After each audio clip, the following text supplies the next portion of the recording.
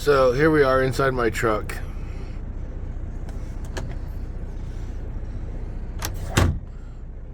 That sucks. How fucking annoying is that? But once we figured it out, what?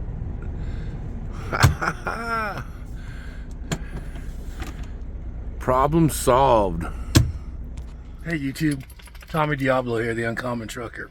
And as my opening clip shows, I've got an upper cabinet problem in my 2019 Freightliner Cascadia.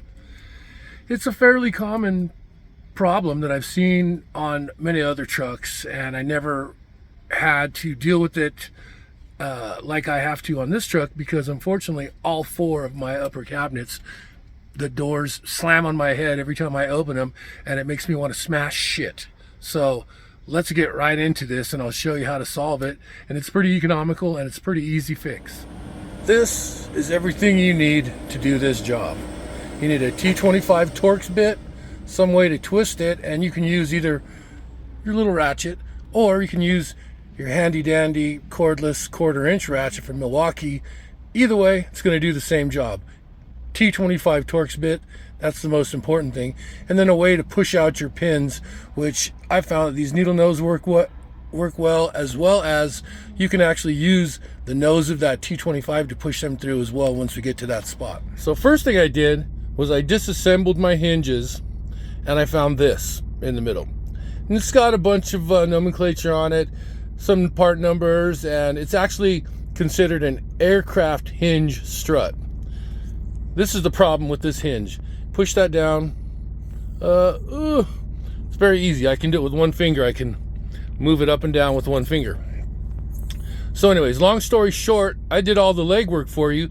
If you've got this problem, there's a manufacturer called Harfington, and I was able to source out a replacement for this gas strut.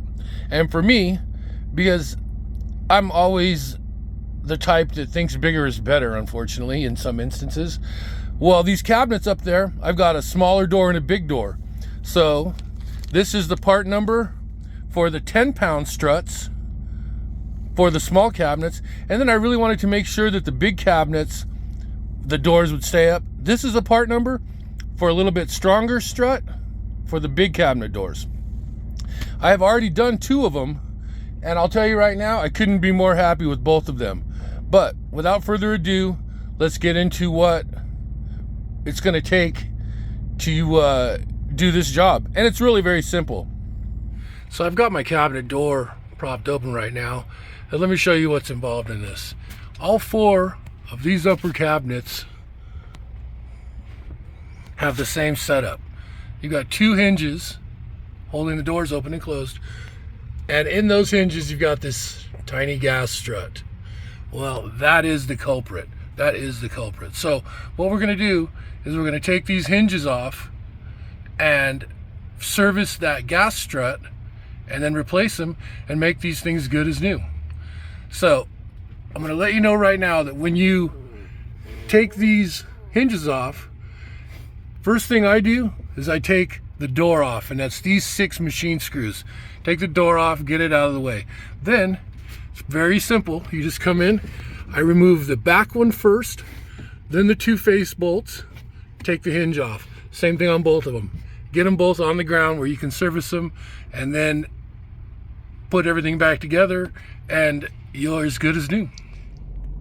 Okay, so now got the door off, and there's a couple different ways you can do it from here too. You don't necessarily have to take the hinges off the door, and it's all about how confident you are and how steady your hand is. So on these hinges, the pins that hold the gas strut in, they have a spline on one side, and as you're looking down at them, it is going to be on the left side of the pin. The spline is on the left side of the pin.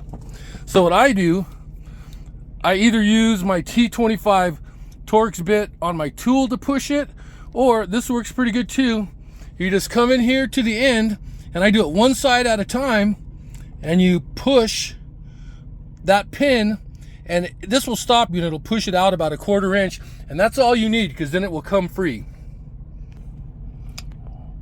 So here we are. As you see, I pushed the pins out a little ways. So what I'm going to do is I'm going to take this one out just far enough so that the strut will come out.